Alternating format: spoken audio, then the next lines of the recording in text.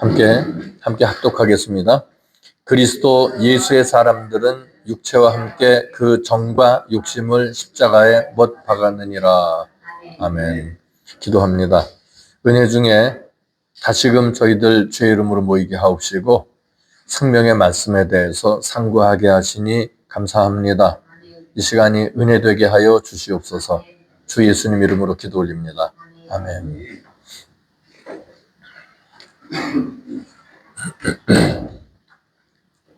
주님 그러신 적 있죠? 기도를 많이 하여야 될 줄로 상고하거니와 그랬는데, 저의 생각은, 물론 기도에 이제 주님과의 깊은 교제를 위해서는 길게 해야 되겠죠. 그러나 요청하는 것 같으면은 용건만 간단히. 그러죠? 예를 들어 제가 이제 사모님한테 뭐 밥 얻어 먹으면서 뭐 고기 하시고 미인이시며 뭐 이거 의미가 없잖아요. 사모님 배고픈데 밥 좀 가능합니까? 이러면 되잖아요. 기도는 간단하게 하는 것이 굉장히 좋더라. 우리가 이제 건축을 하면서 교인들이 건축 헌금을 한 적이 없습니다.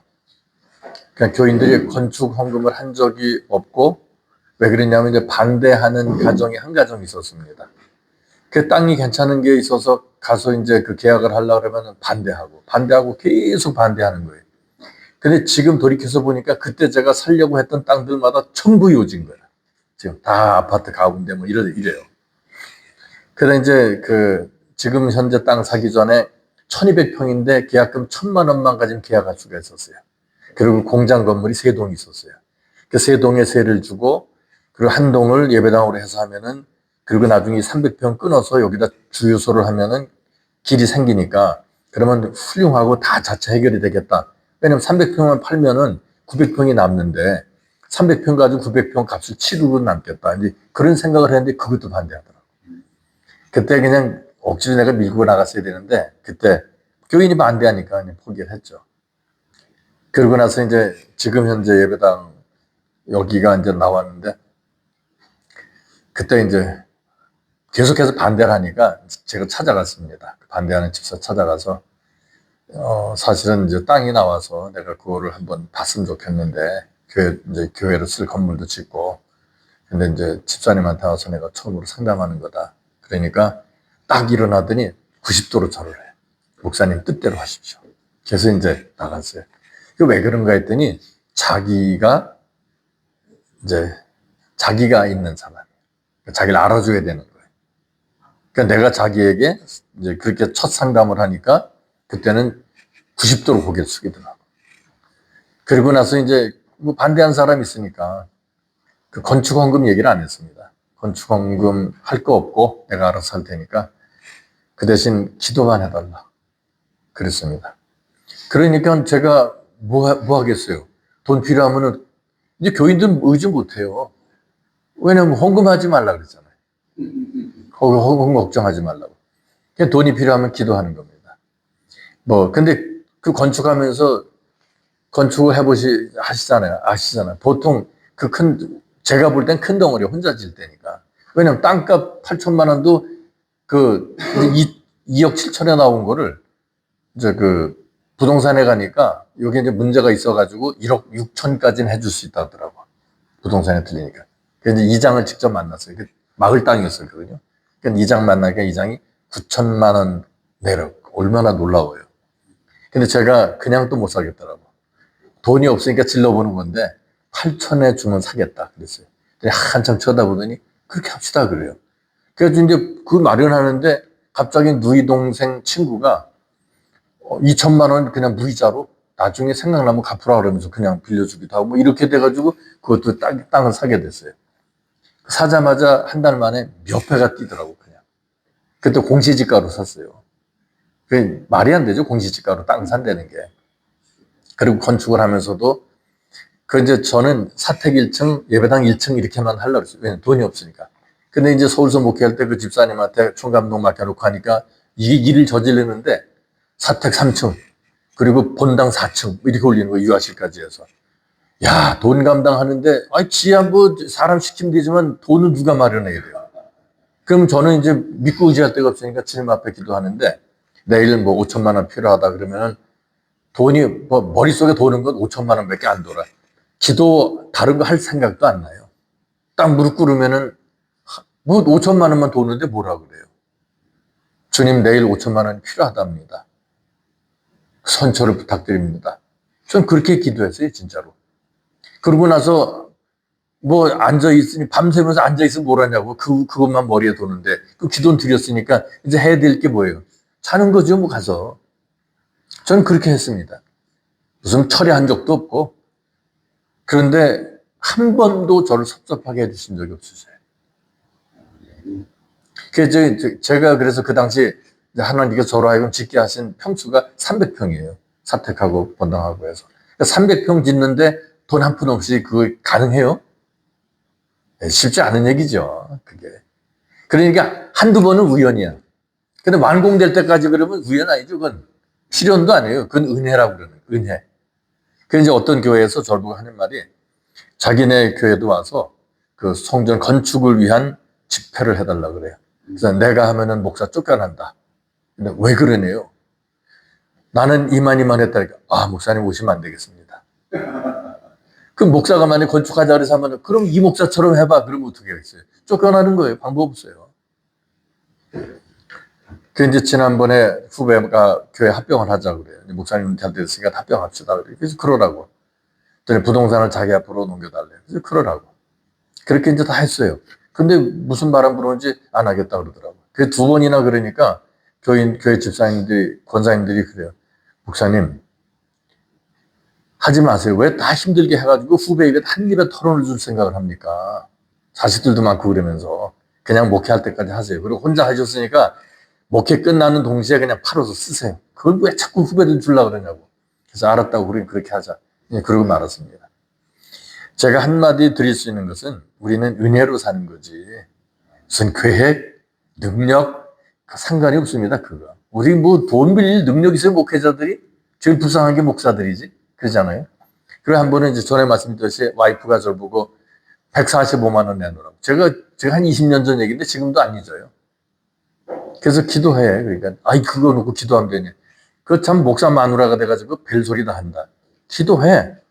물질도 다 주님의 것이라고. 그랬더니 그 다음날 뛰어왔어요. 봉투를 줘. 이게 뭐냐, 그러니까 치워버려. 145만 원. 이제 그때 우리 교회 다니던 이제 집사님 서울서 이사를 하는데 주면서 그러더래요. 이거 집한 지 10년이나 됐던 건데 교회 헌금한다고 하면서 이게 이렇게 이상하게 늦어져가지고 지금까지 왔는데 이거 목사님 목회하시는데 보태 쓰시라고 하면서 던져놓고 그냥 가더래요. 보니까 145만 원. 이건 애들 장난은 아니죠. 저하고 와이프밖에 몰라요. 그리고 또 한 분 누가 알죠? 주님이 아셔요. 그럼 누가 하셨어요? 저는 능력이 없었어요. 그분이 하신 일이에요. 그런데 오늘 제가 읽어드리는 말씀 보니까 그리스도 예수의 사람들은 육체와 함께 그 정과 욕심을 십자가에 못 박았다 그랬습니다. 그건 이미 못 박혀. 그럼 십자가에 못 박았다 그 말이 뭘까요? 우리는 보통 십자가 진다 그래서 언제든지 수틀리면 집어 던질 수 있는 걸로, 벗어 던질 수 있는 걸로 생각하는데 십자가는 그게 그렇게 우리가 능동적으로 벗어 던질 수 있는 게 아니에요. 왜냐하면 못 박히는 거예요. 자의적으로는 빠져나올 수가 없어요. 못이 박혀 있는데 어떻게 빠져나와요? 안 되는 거예요. 근데 성경이 이렇게 말씀하잖아요. 예수의 사람들은 육체와 함께 그 정과 욕심을 십자가에 못 박은 사람들이라고 말입니다. 근데 이게 충족이 안 되니까 그리스도의 사람이 아직 안 되고 있다 이렇게 보는 거예요. 그리스도의 사람은 정의를 내려놨어요. 육체와 함께 정과 욕심을 십자가에 못 박은 존재라고 말입니다. 그러니까 나와 세상 아무것도 없죠. 오직 구속하신 주님만 보이고 주님만 알고 그런 존재가 되어야 된다. 그런 말입니다. 근데 그렇지 않은 사례가 나옵니다. 사사기서 2장 2절에서 3절을 보면 아주 모르겠어요. 저는 이런 부분 가지고 설교를 하신 그런 목회자 설교를 들어본 적이 없었는데 저는 이 부분을 상당히 즐겨 인용합니다. 이 내용이 어떠냐 하면 이렇습니다. 너희는 이 땅 거민과 언약을 세우지 말며 그들의 단을 헐라하였거늘 너희가 내 목소리를 청종치 아니하였도다. 그리하면 어찌미뇨? 그러므로 내가 또 말하기를 내가 그들을 너희 앞에서 쫓아내지 아니하리니 그들이 너희 옆구리에 가시가 될 것이며 그들의 신들이 너희에게 올무가 되리라 하였느니라. 이렇게 말씀돼요.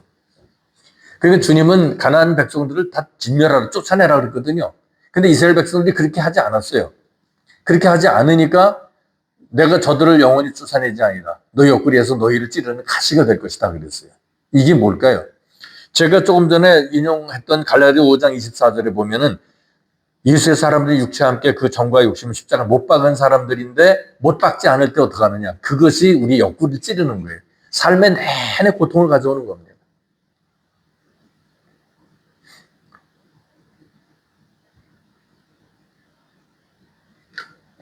우리가 이 땅에 살면서 죄와 악을 끊어내야 돼요. 왜냐하면 예수께서 멸하러 오셨다고 그랬잖아요.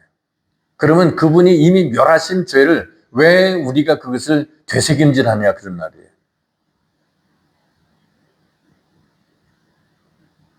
회개치 못하는 심령들에서 베드로가 말했습니다. 개가 토했던 것에 돌아가고 돼지가 씻었다가 죄구덩이로 돌아간다 그랬거든요. 근데 우리 기독교인의 삶이 그렇게 답습하면 안 된다는 거예요. 근데 그런 답습 가운데 있으면서 우리는 온전한 것처럼 오전에 말씀드린 대로 그렇게 스스로 속인단 말이에요. 어떤 그 자매가 결혼을 약속해서 교제하는 중에 있었어요. 그 이제 제가 그 기도를 하는데 너무 심령이 괴로운 거예요. 그래서 제가 이제 그리 하면 안 된다 그랬죠. 근데 이제 강행에서 밀고 나갔어요. 근데 이제 어떤 그 예언의 은사 가진 분이 기도를 이제 하는데 그런 이야기를 해주더래요. 결혼하면은 평생 맞으며 산다. 그 고통이 목사에게 느껴졌을 것이다. 이렇게 얘기를 하더라는 겁니다. 저도 잠을 못 이뤘어요. 기도해 주면서도. 그래서 제가 이제 기도하기를 그랬습니다. 피차에 걸맞는 주님께 예비하신 짝들이 있을 테니까 그냥 은혜 중에 헤어지게 해달라고. 그렇게 저는 이제 기도를 했는데 그게 아주 은혜 중에 잘 되는 이런 일이 있었습니다. 우리 교회 청년 중에서 두 부류가 있었어요. 하나는 이제 선을 보거나 그러면은 저에게 데리고 와요. 근데 또 아니면 거리가 멀어서 못 오면 제가 이제 만나러 가죠. 보고 참 괜찮은 신랑감이다. 그러면 이제 결혼을 하면 아무 문제가 없어요. 지금까지 잘 살아요. 근데 이제 한 자매는 결혼을 했는데 2년 7개월 되도록 목사님이 아무래도 잘못 판단하신 것 같습니다. 제 배우자가 아닌 것 같습니다. 아니 결혼해서 2년하고도 7개월에 살았는데 왜 그런 소리 하느냐고. 근데 너는 아직까지 보물을 발견 못하는 거야. 조금 더 기다려봐. 지금은 어떤지 아세요? 자기는 너무 행복하대요. 근데 그때는 진가를 발견 못했대요. 2년 7개월이 지나도록. 지금 생각하니까 너무 감사하대요. 근데 그 또래 위아래에 있는 자매들이 이제 그 중에 둘은 제가 결혼하면 안 된다 그랬습니다. 어떤 아이는 데려오지도 않았어요. 왜냐하면 목사님한테 데리고 가봐야 반대할 테니까 안 돼. 그렇게. 그래서 결혼을 날 받아놓고 하니 술에는 서줘야죠. 가서. 근데 마음이 편치 않았어요. 근데 행복할 수가 없어요. 또 다른 자매도 내가 결혼하면 안 된다 그러니까 아니에요. 결혼 안 해. 그런 생각도 안 한다고. 근데 날 잡아서 통보를 해. 술에는 서줍니다. 그러나 슬픈 과정이 되는 거예요. 내쫓지 않으면요. 옆구리에 가시가 되거든요. 바울 보고 뭐라 그러셨어요, 주님이? 내가 왜 나를 핍박하느냐 하니까 주여 누구십니까? 그러잖아요. 가시채를 뒷발질하기가 내게 고역이다 그랬어요. 가시채가 뭔지 아세요? 그 서부 영화 보면은 그 총제비들이 이렇게 말을 타고서 이렇게 발을 들었다가 탁 차죠. 말 옆구리를. 그러면 그 뒤에 신발 뒤에 뭐가 달려있죠? 이렇게 뱅뱅 도는 쇠. 그거를 가시차라 그러거든요. 그러니까 그 쇠덩어리를 갖다 발로 차면은 그것도 우리같이 코가 있는 신발이고 샌달인데 발이 엉망이 되잖아요. 그러니까 가시채를 뒷발질하기엔 내게 고생이다. 바로 그런 얘기거든요. 그 얘기 뭐냐면은 바울에게 엄청난 열심이 있었어요. 예수님 만나기 전에. 하나님을 향한 지대한 그런 그 열심 때문에 사람 죽이는 거, 이단자도 죽이는 건 개의치도 않았던 사람이에요. 누굴 위한 열심이었죠? 하나님을 위한 열심이었어요. 근데 놀랍죠? 자기가 그 하나님을 열심히 냈는데 그 하나님이 누군지 모르는 거예요. 내가 왜 나를 핍박하냐? 빛 가운데 빛으로 나타나신 분이 자기가 보니까 하나님이셔. 근데 내가 왜 나를 핍박하느냐? 무슨 말씀입니까? 내가 지금 주님을 위해서 이렇게 열심히 내고 지금 배반자들을 죽이러 다니는 중인데 그 얘기거든요. 그러니까 궁금하니까 의아스러울 거 아니에요. 내가 지금 당신 위해서 이렇게 애를 쓰고 힘쓰는데 도대체 당신은 그럼 누굽니까? 라고 묻는 거예요, 그게. 그때 주님이 뭐라고 하셔요? 나는 내가 핍박하는 예수다. 그러니까 무작정인 이런 열심은 그분을 위한 게 아니라니까요. 자기 만족일 경우가 굉장히 많고, 또, 이게, 뭐랄까요. 그, 모세가 산에서 내려올 때 광채로 인해서 백성들이 들어가니까 얼굴에 가렸잖아요. 수건 덮은 것 같이. 일부러 그 사람은 덮었지만 우리는 가리워져 있단 말이에요. 그러니까 이게 뭐 같으냐면, 과거에 거울을 보는 것 같이 흠이 하나 있잖아요. 거울이 흠이에요? 요즘은 우리가 보는 거울은 말짱하잖아요. 근데 그 당시 거울은 청동 거울이에요. 아무리 광내봐야 흐리하고 얼룩덜룩하고 그런 거예요. 근데 그런 모습이면은 주님을 올바로 섬기지 못하는 거예요.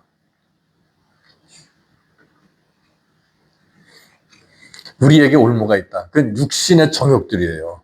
이제 그게 문제인데 그것을 또 성경에서 또 다른 부분은 어떻게 해석하냐면 그것을 블레셋이라고 표현해요. 이스라엘과 블레셋의 영속적인 싸움이잖아요. 그러니까 우리는 자신과 싸움인데 뭐가 싸우냐? 블레셋과 싸우는 거예요. 성령의 소욕과 육적 소욕이 싸워 전쟁을 해. 우리 속에 있잖아요, 그게. 하나님을 향한 마음, 또 이 세속을 향한 이 마음. 근데 이게 교묘하게 믹스해. 어떻게 오느냐? 주님을 위한 것으로 포장, 빛의 천사로 가장을 해. 그러니까 욕심을 내면서 마치 그게 주님의 일인 것처럼 스스로 얼마든지 속이며 살 수 있는 게 사람입니다. 그 상담해 왔다는 그 이제 청년한테 제가 그런 얘기를 했습니다. 좋은 사람이라고 빛의 천사로 가장하고 있는 거예요. 절대 속으면 안 돼. 제가 그랬거든요.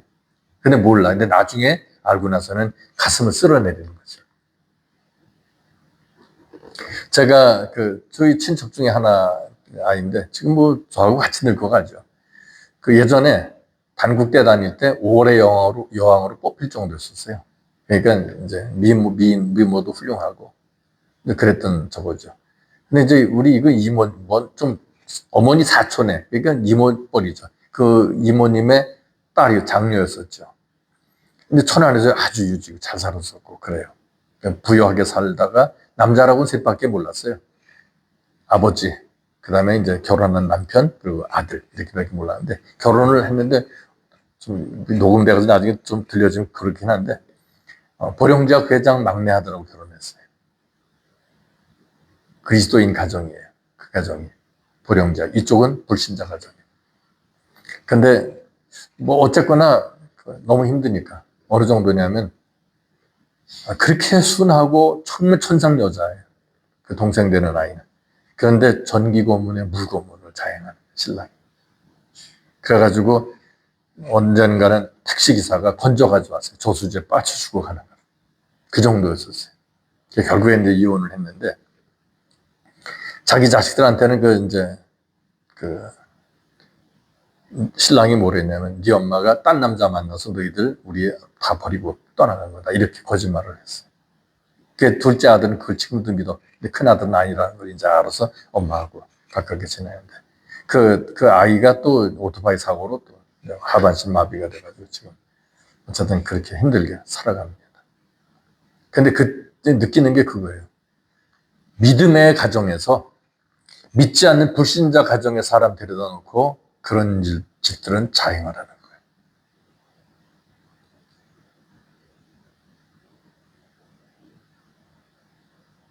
이건 뭐라고 표현이 안 돼요. 근데 자기들은 지금도 잘났어요.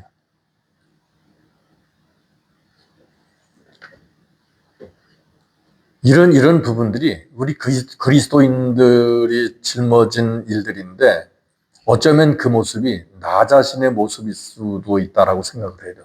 나도 내가 빛의 천사로 가장하고 있을 수 있다는 거예요.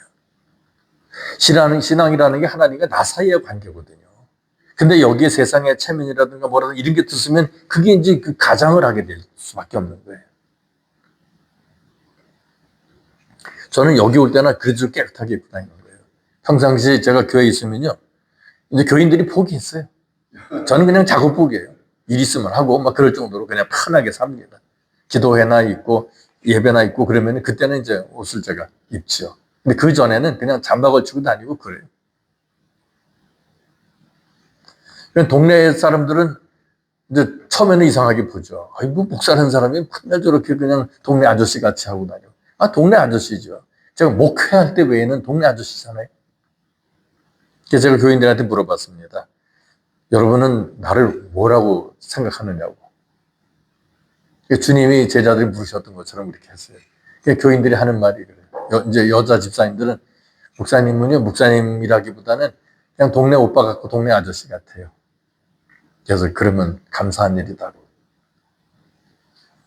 우리는 뭐랄까 위장을 할 수가 있어요. 제가 아는 분 한 분은 같이 이제 연구원에서 목회연구원에서 공부했던 분은 자리에서 일어나자마자 세수하기도 전에 넥타이부터 와이셔츠 입고 그런 분이 있었어요. 근데 저는 그분을 지금도 목사라는 생각을 못해요. 삶이 안 따르면은 아무리 이 형식에 갇혀 있다 하더라도 그건 얘기할 수가 없는 거거든요. 근데 여기서 좀 넘어가겠습니다.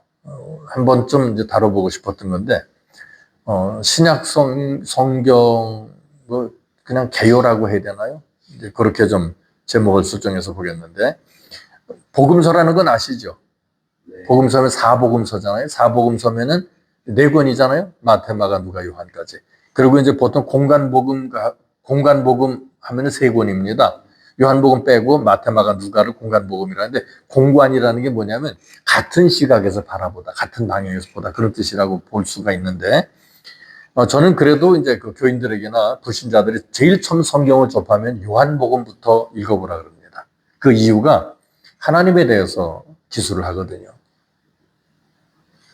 태초에 말씀이 계시니라. 그러니까 얼마나 그냥 엄청난 시작이 있는지 몰라요. 그래서 요한복음부터 이제 읽어라 그랬는데, 그 다음에 이제 역사서를 볼 수가 있는데, 역사서는 신약에서는 사도행전을 역사서라고 이렇게 이제 일컬을 수 있겠습니다. 그리고 이제 사도행전의 저자는 의사였던 누가라고 이렇게 일컬어지고 있을 정도입니다. 그 다음에 이제 서신서는 나머지 성경들이죠. 나머지 성경들은 이제 서신서라고 하는데, 서신이라는 말은 편지글이다 그런 얘기죠. 편지글. 그리고 이 편지글은 뭉쳐져 있지만 모두가 다 한 권씩이다. 전에도 말씀드렸죠. 성경은 모두 몇 권이라고요? 우린 66권으로 알고 있는데 70권이라고 봐야 됩니다. 70권. 왜냐하면 시편이 5권이거든요. 그래서 이제 66에서 하나 빼고 5를 보태면 70이 되는 겁니다. 그래서 이제 70권 성경이에요. 그러니까 지금도 어떤 목사님들은 66권을 노래를 하는 분들이 있어요. 그리고 70권 그러면 막 이단 취급하고 그러는데 그거는 조금 뭐가 부족한 거죠. 그건 이제 거기에 대한 지식이 부족해서 그런 겁니다. 그러니까 그렇게 우길 때는 그냥 그러려냐 싸우지 마세요. 싸우고 같이 봐도 됩니다. 그리고 이제 예언서는 한 권이죠. 요한계시록. 근데 요한계시록에 대해서 물론 제가 이제 그 강론에서 자료를 드렸습니다. 혹시 받으신 분들 있으면 한번 보세요. 요한계시록. 그게 정말 이렇게. 근데 우리는 계시록 하면 어떤 생각을 하죠? 보따리로 꽁꽁 싸놓고 아무도 못 보게. 이런 걸로 알아요. 근데 계시라는 말은 그게 아니죠. 감춰져 있는 거를 활짝 열어 보여주다가 계시예요. 보여주는 내용, 그 영적인 세계를 보여주는 거예요. 근데 이걸 감춰가지고 설교도 안 하고 이거 설교하면 큰일 나는 줄 알고 그래요. 그러면 제대로 알고 있는 게 거꾸로 알고 있는 거예요. 이 거꾸로 알고 있는 겁니다. 요한계시록은 설교를 많이 해야 돼요. 그런데 설교하자니 거기 별게 다 등장하잖아요. 알 수 없는 것들이 막 나오잖아요. 근데 주님은 보여주신다고 했는데 이게 알 수가 없어요. 그럼 보여주신 게 아니죠? 보여지지 않고 있다는 거예요. 그 왜 그럴까요? 시각이 잘못돼서 그래요. 그러니까 영적인 안목으로 봐야 요한계시록은 보여지게 돼 있어요. 만약에 안 보여주면 돼지목의 진주 같은 거예요. 그럼 가치를 모른다 그런 얘기가 되겠죠. 그리고 사복음서는 예수 그리스도의 지상 생애와 사역을 기록하고 있습니다. 이거를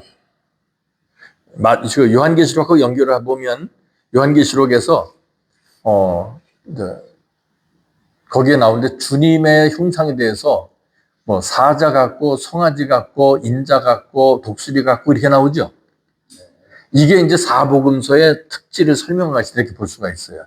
마태복음은 별명이 뭐였었냐면 사자복음이라고 그랬어요.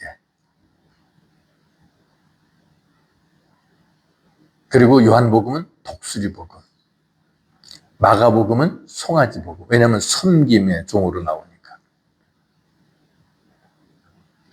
그 나머지는 뭐 누가복음이야 뭐 사람의 모양으로 이렇게 인식했던 것이다. 그러니까 그런 별명이 있다라고 하는 것을 아시면 좋을 것입니다.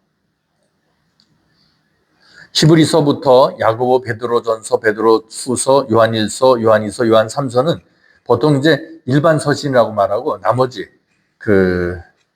바울에 의해서 기록된 이런 서신서들은 목회 서신이라고 그래요. 목회 서신. 그러니까 목회자가 평신도들에게 쓴 거예요. 그래서 목회 서신이다. 그리고 이제 히브리서부터 저기까지는 일반 서신이라고 말하는데 이 히브리서는 놀라운 게 거기 성막론이 거기서 나와요. 성막에 대해서. 아주 놀랍습니다. 그 성막을 예전에 제가 해놓은 게 있는데 조금만 정리가 되면 자료를 함께 드릴 생각도 하고 있습니다. 그리고 10계명에 대해서도 지금 제가 놓은 거는 1계명이 어디 가가지고 2계명서부터 10계명까지만 강론해 놓은 게 있는데 그거 이제 1계명에 대해서 조만간 정리가 되면은 마저 거기다 삽입해서 함께 볼 수 있도록 하겠습니다. 제가 드리는 자료는 진리가 아닙니다. 정보입니다. 정보로서만 되면 되고, 제가 교회에서 우리 교회에서 강사들이 설교를 하면 힘들어 하는 게 있어요. 아멘 소리 안 합니다. 그 대신 말씀을 인용하면 아멘 해요. 근데 목사들이, 부흥 강사들은 그러죠. 아멘? 그러면 따라서 아멘 하잖아요. 근데 우리는 절대 입법 끝 안 합니다. 그건 제가 그렇게 하라 그런 건 아닌데, 왜냐하면 하나님의 말씀이 증거될 때 외에는 아멘이란 말을 하지 말라. 아멘은 동의한다는 뜻이거든요. 아멘은 그런 뜻이 있습니다. 그런데 그냥 어떤 교회 가니까 부흥강사가 욕을 하는데도 아멘해요. 그건 아니잖아요. 진리가 아닌데 동의하는 건 아니다라는 겁니다. 그러니까 이제 모르니까 그럴 수 있어요. 그런데 알고 나서는 그렇게 하지 말자라고 하는 게 제 취지입니다. 그리고 기도할 때도 이제 우리 교회도 그거 안 되는 사람들이 있어요. 대표기도 시켜놓으면 우리 목사님 어쩌고 제발 그 소리 좀 하지 말라 그래요. 왜냐면 전능자에게 기도하라는데 목사님 소리가 왜 나오는 거예요? 목사라고 하기도 그러니까 그냥 주의 종이, 주님의 종이 그렇게 해라. 윗어른한테 예를 들어가지고 이제 우리가 처음에 결혼했을 때 와이프가 결혼해서 시어른한테 이제 시어른이 우리 어머니 아버지한테 말씀드릴 때는 우리 신랑님이요 신랑이 이렇게 해도 안 해요. 걔가 낮춰버리는 거예요. 걔가 뭐라고 했습니다. 그게 예의거든요. 그럼 주님 앞에 가서 주님 우리 목사님이 그럼 동등한 입장이잖아요. 그 맞아요? 아니거든요.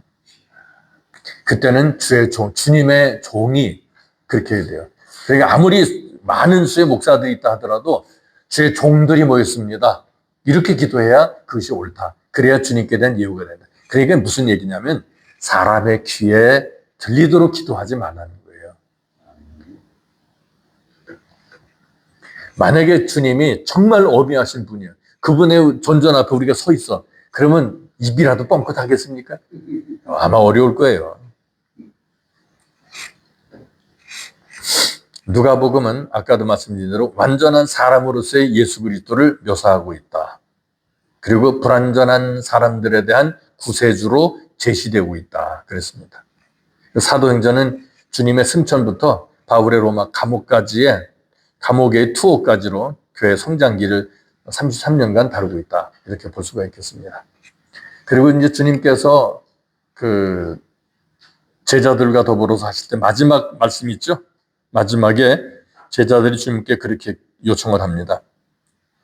주님 이스라엘 나라를 회복할 때가 이때니까 그러죠. 그 왜 그랬을까요?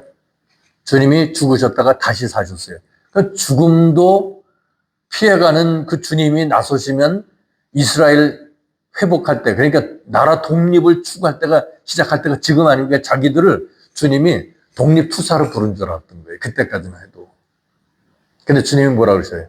때와 기한은 아버지께서 자기 권한에 주셨으니 너희의 알 바 아니요. 완전히 무시한 거예요. 너희의 알 바가 아니라는 거예요. 근데 우리는 아직도 거기에 머물러 있어요. 그것을 우리의 알 바로 알고 있어요. 때와 기한은 너희의 알 바가 아니라 그랬어요. 아버지께서 자기 권한을 주셨다. 근데 요즘에 우리는 뭐라 그래요? 무슨 뭐 휴거가 있느니 뭐가 있느니 뭐 이상한 소리들 하잖아요. 그냥 워낙 모르니까 거의 휩쓸려 다니는 겁니다. 오순절에 임한 성령의 사역을 바로 사도행전에서 강조하는데 1장에서 12장은 베드로에 관해서, 13장에서 28장은 바울에 초점을 두고 있습니다. 그래서 학자들은 이 사도행전은 누가복음의 속편이다 이렇게 주장하는 사람들도 있더라는 것입니다. 그리고 로마서는 믿음에 의한 구원을 강조하되 바울의 심오한 신앙의 면모도 보여주고 있다라고 하는 겁니다. 1에서 8장은 교리적인 부분, 그리고 9에서 10장은 섭리적인 부분, 12에서 16장은 실천적인 부분을 기록하고 있다. 그리고 마태복음 12장이나 로마서 12장이나 고린도전서 12장이 똑같이 은사에 관해서 설명하고 있어요. 같은 장에. 그런데 묘하게도 좀 다른 부분이 있습니다. 고린도서에서는 여러 가지 방언이나 이런 것에 대해서 언급을 하고 있는데 로마서 12장에서는 그 행실의 삶에 대한 이런 걸로 나오고 있어요. 그런 차이도 한번 비교 분석하는 게 좋습니다. 그러니까 성령 충만하다고 무조건 방언하고 특별히 이걸로만 나타나는 게 아니라는 거죠. 섬기는 자는 섬기는 일로, 가르치는 자는 가르치는 일로 이렇게 나온다는 거예요. 근데 이제 그걸 모를 때는 뭐 그냥 그 입으로 나타나지는 그런 우리 나름대로 생각해서 신령한 무슨 그 은사들. 근데 신령한 은사는 그것만이 신령한 은사가 아니에요. 우리 교회에서 보니까 얼마 전에 이제 집사님 한 분이 늘 그렇게 카페하고 뭐 이런 데 청소를 계속 해요. 그리고 이제 화장실만 도맡아서 청소하는데 그분들이 10년 이상을 거의 뭐 20년 가까이 이렇게 누가 그냥 뺏어갔잖아 이게 봉사들을 하시는데 물어봤어요. 이게 힘들지 않으시니까 아닙니다. 기쁨으로 합니다. 누구도 뺏어갈 수 없는 기쁨.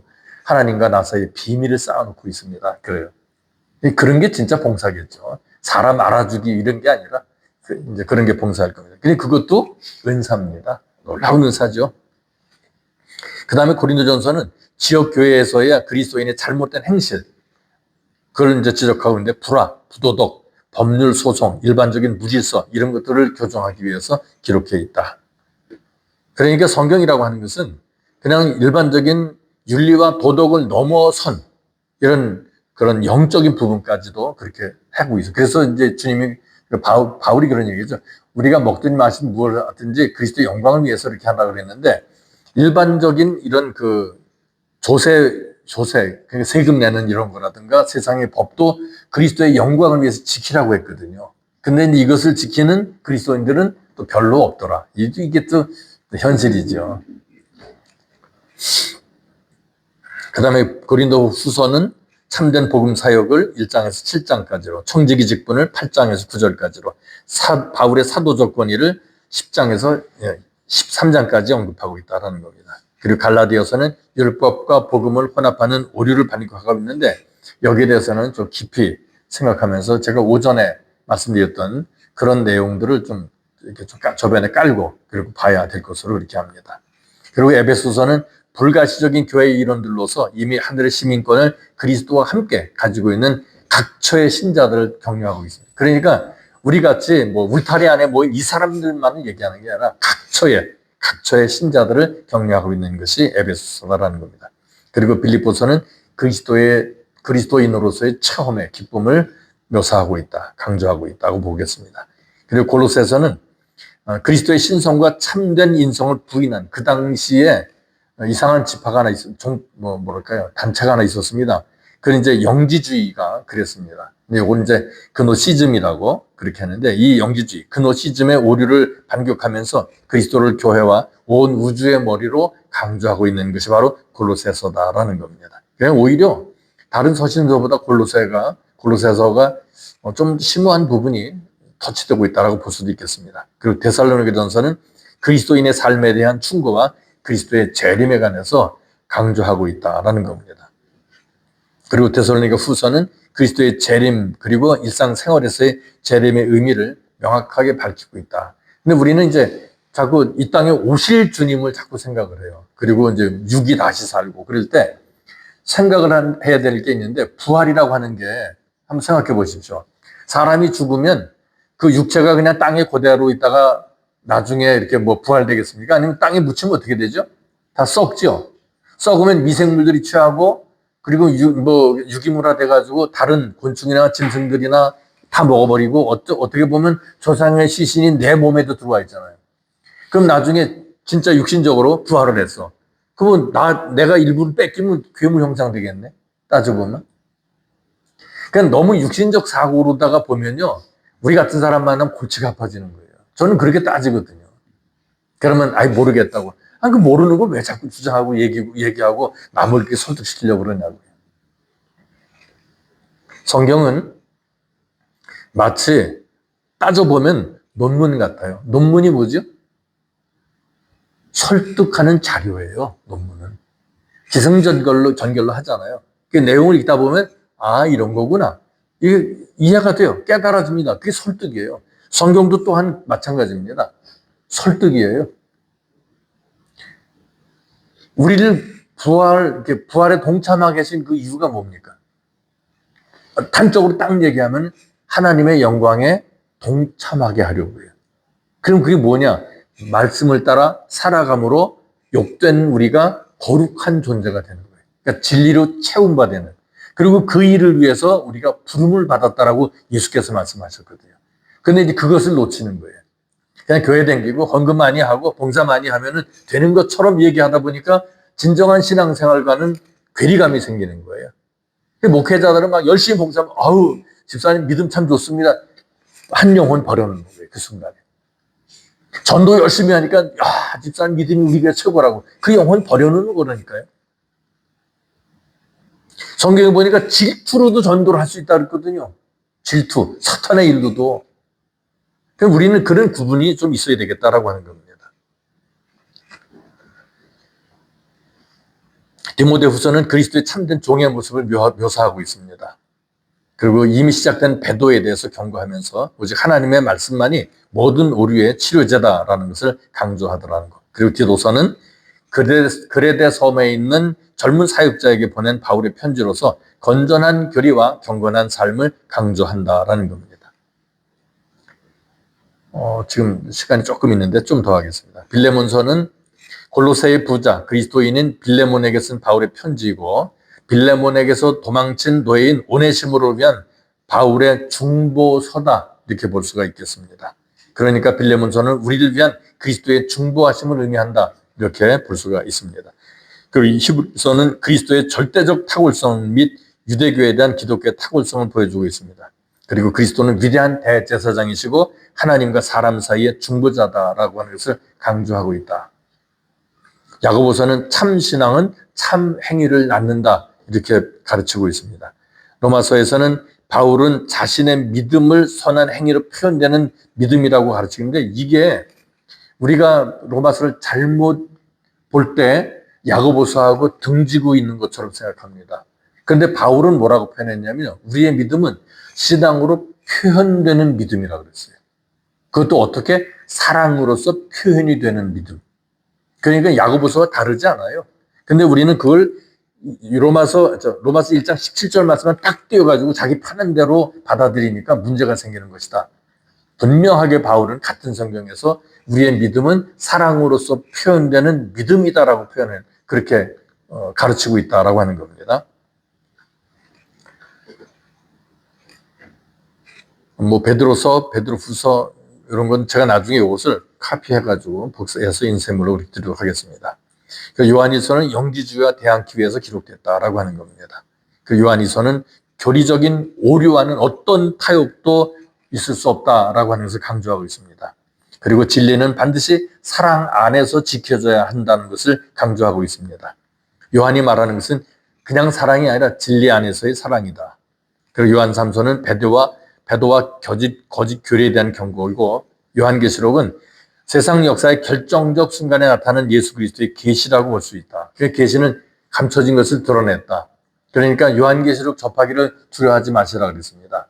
이것은 나에게 이미 열려지고 있다. 안 보인다. 그 말은 우리가 아직까지 영적인 개념으로, 영적인 그런 시각으로 보지 못하고 있다라고 하는 겁니다. 영적인 안목이 갖춰지면 요한계시록은 보여지는 것이거든요. 왜냐하면 주님이 밝히 열어 보여주고 계시잖아요. 근데 안 보이는 것은 그건 자기 문제죠.